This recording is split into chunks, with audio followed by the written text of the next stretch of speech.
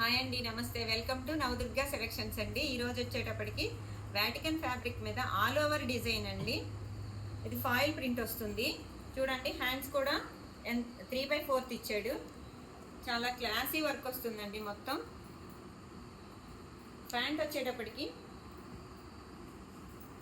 సేమ్లో plain colour ఇచ్చాడండి. With చూడండి ఎంత పెద్దగా ఉందో.